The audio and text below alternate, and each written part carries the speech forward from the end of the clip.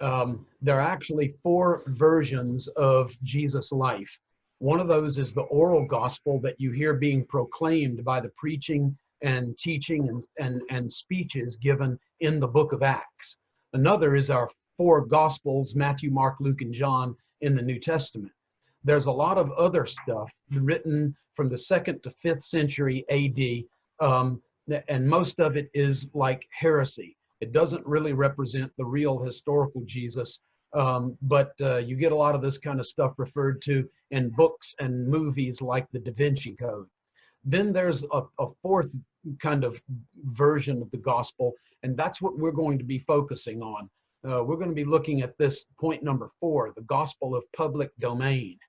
I wrote on the number 3, these gospels that were written from the 2nd to 5th century AD, and I actually wrote an article. It's published and it's even out there on the internet, so you don't even have to leave your house. All you've got to do is click on this. I can provide the PowerPoint to Pastor Chris, Pastor Scott, and he can make it available to you. And all you've got to do is click on that link that's down at the bottom of your screen right now in blue, and that takes you directly to this article, Will the Real Jesus Please Stand Up? And hope that ends up being of interest to some of you and a blessing, but we're not going to be dealing with that. What we're going to deal with is this 4th point down at the bottom of your screen now, the gospel of public domain. In other words, what's the marketplace saying about Jesus? Not early Christians, not even early Christians who are believing in heresy, but these people who are unbelievers, and most of the stuff that we're going to look at is actually antagonistic toward early Christianity.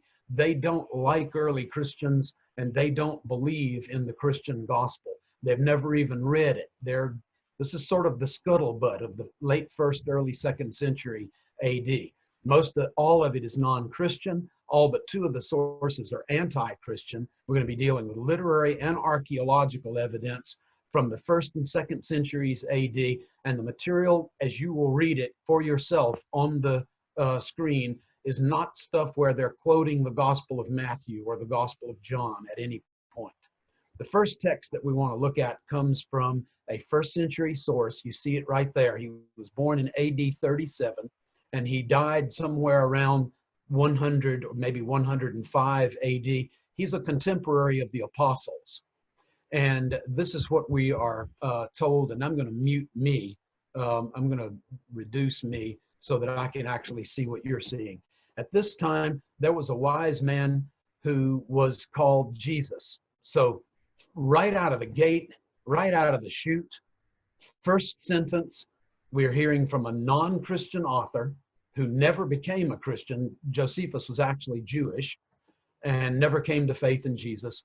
And he says that in his day, there was a man named Jesus. So what else do we get from Josephus? His conduct was good, and he was known to be virtuous, and many people from among the Jews and other nations became his disciples. When you hear about somebody having disciples in the ancient world, that meant that this person is a rabbi. Only rabbis had disciples. Greek philosophers had students, but they didn't call them disciples. Pilate condemned him to be crucified and to die. So we're being told more things, that Pilate was the one who was responsible for putting Jesus to death. He was the Roman governor, and he died by crucifixion. And those who became his disciples did not abandon his discipleship. They reported that he appeared to them 3 days after his crucifixion. Question for you, is that what the Gospels in the Bible say? Yes, it absolutely is. That he appeared to his disciples 3 days after he was crucified, and that he was alive. So the one who died had now come back to life. We call that resurrection. So do the Gospels teach that? They absolutely do. Accordingly, he was perhaps the Messiah, concerning whom the prophets have related or recounted wonders or wondrous acts. So, is that the nature of Jesus? Was Jesus' ministry a miraculous ministry? Survey says yes. We have another account from Josephus. It comes at another point in his work, Antiquities of the Jews, and it's in a different book. Now we're at the very end of Antiquities of the Jews, and he says this: Ananus, the high priest, thought he had an opportunity because the procurator Festus, by the way, we hear about him in the book of Acts, was dead, and Albinus, who was his successor, was still on the way. So he convened the judges of the Sanhedrin. We hear about the Sanhedrin in the New Testament, and brought before them a man named James, the brother of Jesus, who was called the Christ, and certain others. He accused them of having transgressed the law and delivered them up to be stoned. So we hear about Jesus in two different passages from this first century author named Josephus. We actually have a little bit of a follow-up here. This is what is called an ossuary, which is a fancy Latin name for a bone box.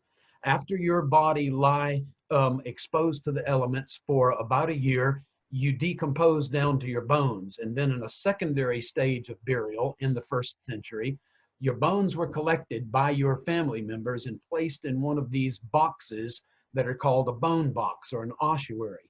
This one, you might be able to see this. If you can see my pointer, you can see that there's an inscription. There's writing on this bone box.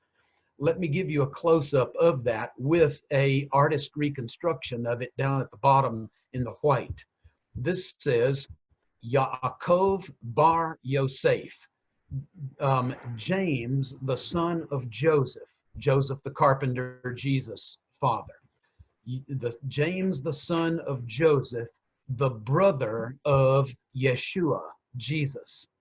So this is James, who was the leader of the church in Acts 15 and the book of Galatians, who was the natural brother of Jesus through the same mother, Mary, and this is his bone box. So that's the James that was delivered up to be stoned by the Sanhedrin that Josephus reports in the previous slide. Really interesting. By the way, we have other bone boxes like this. This is a very ornate bone box. And when you look on the side, the inscription on the side reads, if you can follow my cursor again, Yosef bar Kepha. This is the bone box of Joseph, son of Caiaphas.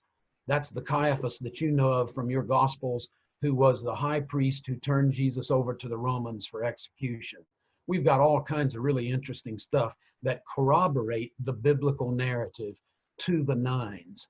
Not going to spend much time on this slide, but there was a guy named Thalos who was a writer of an early history of about 55 AD. It didn't survive ancient times or antiquity, but was excerpted by another author, Sextus Julius Africanus, in the 2nd century, who wrote this. In the 3rd book of his histories, Thalos calls the darkness that occurred at the time of Jesus' crucifixion an eclipse of the sun. Sextus Julius Africanus takes issue with Thalos on this, and he says, this doesn't seem to be the right identification. It doesn't seem to be the darkness that occurred at the crucifixion of Jesus does not seem to be the result of a crucifixion, an eclipse of the sun. Now, it's still saying, though, that there was a crucifixion of Jesus. There was a darkness that came over the face of the earth that happened at the time of the crucifixion. What caused it is what is at issue between these two ancient authors. We have another text that is an Aramaic letter written by a guy named Mara ben Serapion. And he's writing to his son here, and he says, what advantage did the Jews gain by killing their wise king? Well, in AD 73, or at the time of Jesus, the Jews didn't have a king. They were ruled by a Roman military governor that Romans called procurator or prefect. Pontius Pilate was one of 12 of these. And so there is no, the only king that we have of the king of the Jews that we know of from ancient times is Jesus. So this passage has to do with the death of Jesus. What advantage did the Jews gain by killing their wise king? Because their kingdom was taken away. Socrates is not dead because of Plato, who was his student, who recorded his writings, nor is the wise king dead because of the new teachings that he laid down, and the assumption, this insinuation is these were recorded by Jesus' disciples. We know them as Matthew, Mark, Luke, and John. We have another text, and this comes to us. This is an official correspondence between Pliny the Younger, who was the Roman governor of the province of Bithynia. Bithynia is mentioned in the Bible, and he's writing to the Emperor Trajan in the year AD 111. This he says in his text, his letter to Trajan, the emperor, the Christians were in the habit of meeting on a certain fixed day, we know of that as being Sunday, before sunrise, and reciting an antiphonal hymn to Christ as God. So we hear about Jesus. Jesus' title is Christ, or Messiah, the Anointed One. And we're hearing about this in an official Roman correspondence from a governor to the emperor. So we're knowing, again, that Jesus existed, and in Bithynia, and in the late 100s AD, or the late first century or the early second century, that Jesus is being described as the Messiah or Christ, and he's being sung to as being divine. He's being worshiped as God. Here we have an official Roman historian. His name is Cornelius Tacitus. You see his dates there. He is late first or second half of the first century and early second century. And he wrote a book called Roman Histories or Annals. He says Nero, you probably heard this quoted or paraphrased by pastors from the pulpit from time to time. This is the exact text, and I give you the exact location in Tacitus's Annals. So if you wanted to and you were online, you could look this up at like Perseus.com. Nero substituted as culprits and punished in the most unusual ways those hated for their shameful acts, whom the crowd called Christianoi. Nero is a Roman emperor that ruled in the late 50s and early 60s AD. The founder of this name, Christ, had suffered the extreme penalty, which is a nice way of saying crucifixion, during the reign of Tiberius at the hands of one of our procurators, Pontius Pilate. So there you have it from Cornelius Tacitus. Same thing Josephus said. Suppressed for a time, this deadly superstition, notice he's no friend of early Christianity. The phrase there is actually an unhealthy fear of demonic spirits. So you can tell that Tacitus is no friend of early Christians or Christianity. This deadly superstition erupted again, not only in Judea, the home of this origin of this evil, but also in the city of Rome, where all things horrible and shameful from everywhere come together and become popular. Another swipe at early Christians and early Christianity. Therefore, these early Christians were covered with the skins of wild animals and torn to death by dogs, or they were crucified, and when the day ended, they were burned as torches. You've heard this probably referred to in Christian sermons. Here's a contemporary of Tacitus. He's more of a popular writer. His name is Suetonius, and in his life of Claudius, Claudius is one of the early Roman emperors, Claudius, expelled the Jews from Rome. We hear about this in Acts 18. Since they were always making disturbances on account of the instigator Chrestus, which is just a common Latin misspelling for the Greek Christos or Christ. Suetonius, in his Life of Nero, another book that he wrote, punishment was inflicted upon the Christiani, those belonging to Christ is the way that you translate the Latin there, a class of people and a new and evil-doing superstition. Again, not a friend of early Christianity. Lucian of Samosata is a writer of plays, and in his play that's called The Death of Peregrinus, he writes that Peregrinus was second only to that one that they still worship today, the man in Palestine who was crucified because he brought this new form of initiation into the world. You know who he's talking about. But he continues, that first lawgiver of theirs persuaded them that they are all brothers. You ever notice in the Gospels that when Jesus talks, says, if your brother smites you on one cheek, turn him to the other. If your brother wants to take you to court, then treat it like this. So Jesus is referring to fellow covenant community members as brother and brothers. We're still using that kind of language today in many corners of the church. They're all brothers the moment that they transgress and deny the Greek gods and begin worshiping that crucified philosopher and living by his teachings or customs or laws. It could be translated any of those ways. And we know that this is simply Jesus. He can only be talking about Jesus. So there we have another reference to Jesus from the 2nd century AD. Celsus was a philosopher, and his work, True Doctrine, is quoted by an early church leader whose name was Origen, not Origin, like is in beginnings, but this guy's name is Origen in his writing against Celsus. So he's quoting Celsus, and he says, he fabricated the story of his birth from a virgin. Oh, okay, so now what we're hearing from the Gospel of Matthew, the Gospel of Luke, that Jesus was born of a virgin, this guy is actually telling the story of what he's heard about early Christianity. And he's saying, yes, the early Christian believers believed that Jesus was born of a virgin. He comes from a Jewish village. Anybody know the name of that village? I know you're muted, right? I can read your lips, though. Nazareth, exactly. He came from a Jewish village called Nazareth. He was from a poor country woman. Anybody know her name? Who was the mother of Jesus? Mary, or in Greek, Marios, or as in Luke gives it, Miriam, the full form of Mary's name. She gained her substance by spinning, meaning that she was creating twine for clothing to be made of. She was driven out by her husband. We know of his name as being Joseph, who was a carpenter by trade. Exactly what the Gospels tell us. Is this not Jesus, the son of Joseph, the carpenter?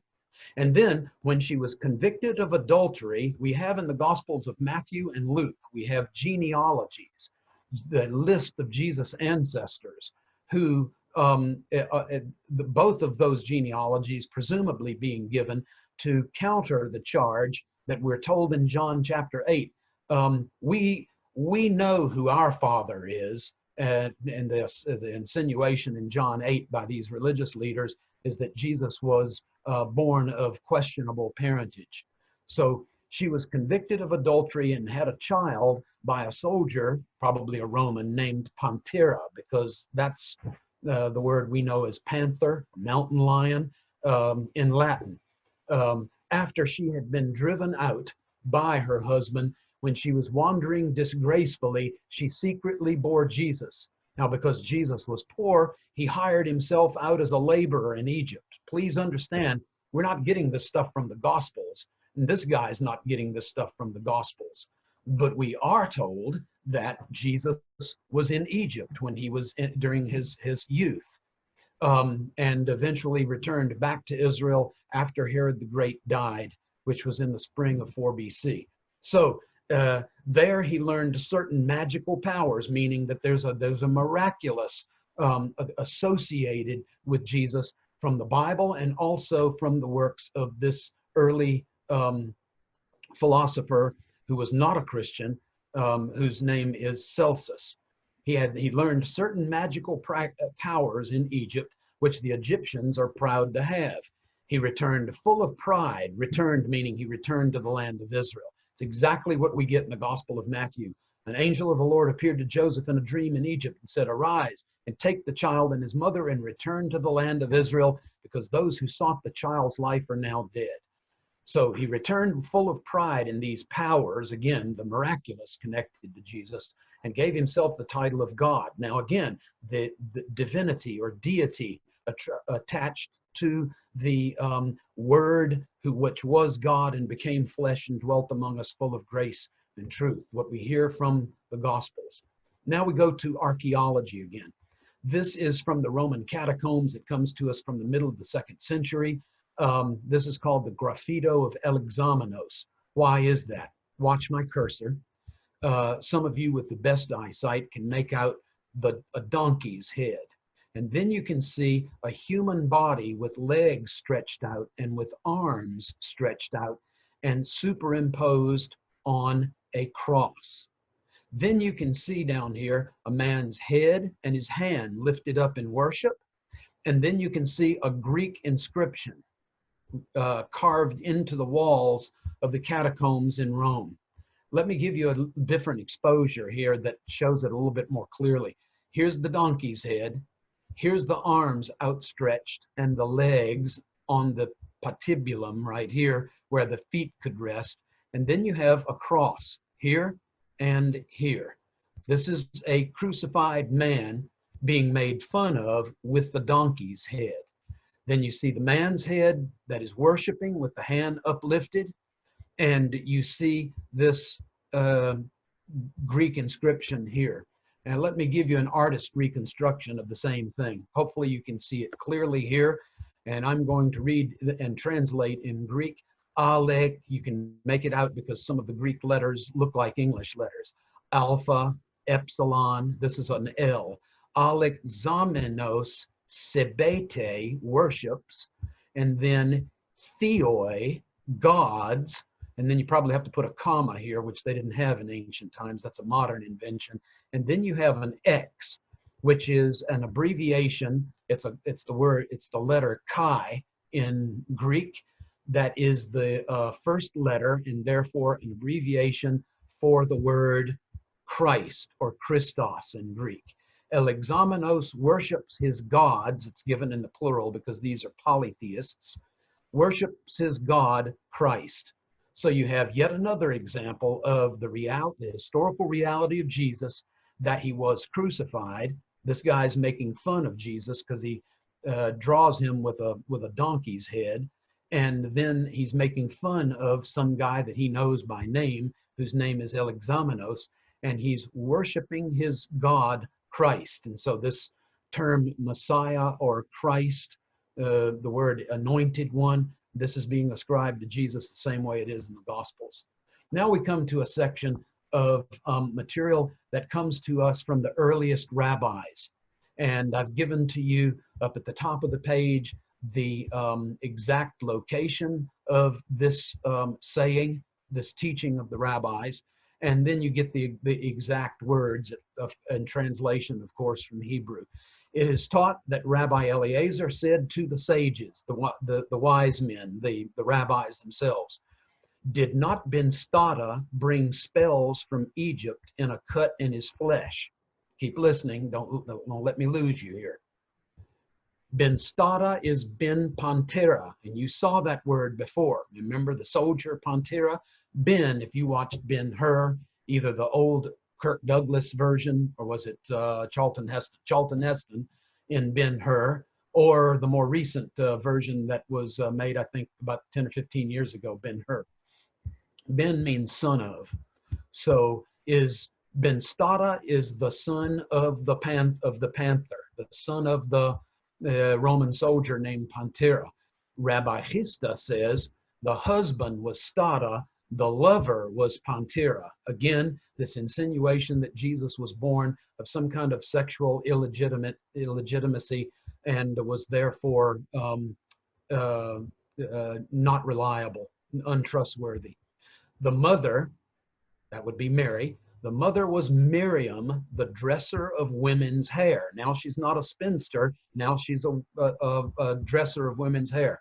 Works at a beauty salon. So ladies, that totally legitimizes any amount of money or time that you spend in the beauty salon from now until Jesus comes back. Hopefully you appreciate that. Miriam is that name that is given to Jesus' mother by Luke. Luke never calls her Mary or the Greek Marios. He always gives the full form, for which Mary is a nickname. I actually have a friend who lives in Israel, and her name is Miri. It's the first spelled a little bit differently, M-I-R-I, and it's just a nickname. It's an abbreviation, sort of like Tim is for Timothy, or like John is for Jonathan. that kind of thing. It's a shortened version of the actual full name that only Luke of our four gospel writers has preserved for us. Miriam was the dresser of women's hair. She was false to her husband. She was unfaithful to her husband. Here's another text. This is from a rabbinic work called the Babylonian Talmud. Jesus escaped to Egypt. That's exactly what we're told in the Gospel of Matthew chapter 2. And a teacher has said, which is a technical way of saying the earliest rabbinic stratum, the earliest rabbis, Jesus the Nazarene practiced magic and led Israel astray. And this is really significant because it's telling us there was a Jesus, he was from Nazareth, and he was associated with the miraculous.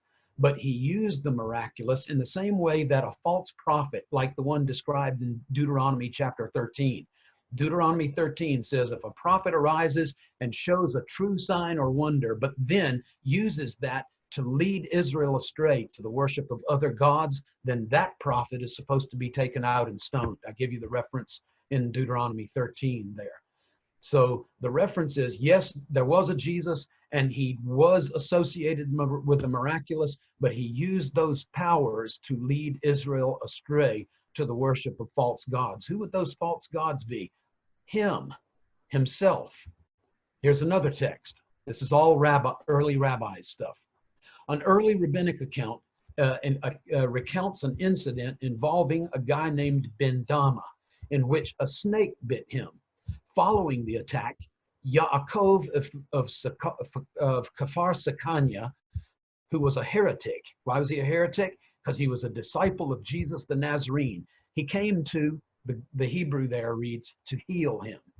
But Rabbi Ishmael, who was his brother-in-law, would not let him. And Ben Dama said to him, Rabbi Ishmael, my brother, let him heal me and I will be healed. But Ben Dama did not manage to complete his sentence before his soul departed from his body and he died. We have, again, a reference from the early rabbis. There was a Jesus. He had disciples. One of these guys was known for his ability to bring healing of sickness, disease, and like an accident, as we have in this passage. And he was known as a healer by the early rabbinic community. And this one particular individual wanted him to come to pray the prayer of healing over him so that he would be healed. We follow this up by Rabbi Eliezer, who is a very early rabbinic source. He says, once I was walking in the upper marketplace of this town called Sepphoris. It's 3.4 miles directly north from Nazareth. And he says, I found a man who was one of the disciples of Jesus the Nazarene. More evidence, there was a Jesus. And his name was Yaakov of Kfar Sakanya. And he said to me, Jesus the Nazarene taught me this. Since the coins of a prostitute's hire come from filth, then let them go back to a place of filth. In other words, let's build a public restroom with that money. And I was pleased with this saying. Because of this, they came and arrested me for heresy. Why? Because I received as authoritative one of the teachings of Jesus the Nazarene, who had disciples, who was out there teaching stuff that Jesus taught in the early 2nd century. Now, do we hear this from the lips of Jesus of Nazareth in Matthew or Mark or Luke or John? And the answer is no, we don't hear this from Jesus in the Gospels. So this guy could not have gotten that from the Gospels. He's hearing this information from the earliest disciples of Jesus, who were by word of mouth spreading this, the teachings that Jesus left behind. Here's one last couple of texts from the rabbis. The rabbis taught Jesus had 5 disciples. Well, we know that he had 12, but other great rabbinic figures like Yochanan ben Zakkai, who was the leader of the Pharisaic movement, the Pharisees, the early rabbis, at the time that the temple was destroyed. We know that he had 5, and other important rabbinic figures were known for having 5 major disciples. So they decide that they're going to give the name Mattai, which, yes, you are right. That would be Matthew in Hebrew. Nakai, that, yes, you're right again. That would be a shortened version of Nicodemus. Netzer, which is just the root for the word Nazareth. So I think that there's some confusion there. Buni is actually given to us by the Gospel of Mark. James and John are called B'nai Regesh, the sons of rage or thunder or anger or something like that. Todah just means thank you in Hebrew, and by this point, they're just kind of playing. So we'll move on. This is a very important text. The early rabbis teach this. They crucified him on the eve of Passover. That is hugely important because we are told by the Gospels that Jesus died at 3 p.m. and that he died as the Passover lamb. Well, the Passover would begin for most of Judaism. There are some that celebrate it the day before, as Jesus and his disciples did at the Last Supper, what we call the Lord's Supper. But most of Judaism, following the teaching of the Pharisees, celebrate the Passover, or celebrated the Passover in AD 29 or AD 30, whichever of those years Jesus actually died in. They celebrate the Passover at sundown. Sundown begins the next day. So when they say the eve of Passover, they are concurring exactly with the details down to the exact time of Jesus' death at 3 p.m. And that's when Josephus and the Mishnah tell us that at 3 p.m. they began to sacrifice the up to 250,000 sacrificial lambs for the celebration of Passover that will happen after sundown that day. So Jesus dies at 3 p.m. and at sundown that day, Passover begins. Why did they crucify him? Notice the text is telling us very clearly, like the Gospels, they crucified him. That was his form of death. When did it happen? On the eve of Passover, perfectly in conformity to what we get from the Gospels. Because he practiced magic, meaning he was associated with the miraculous.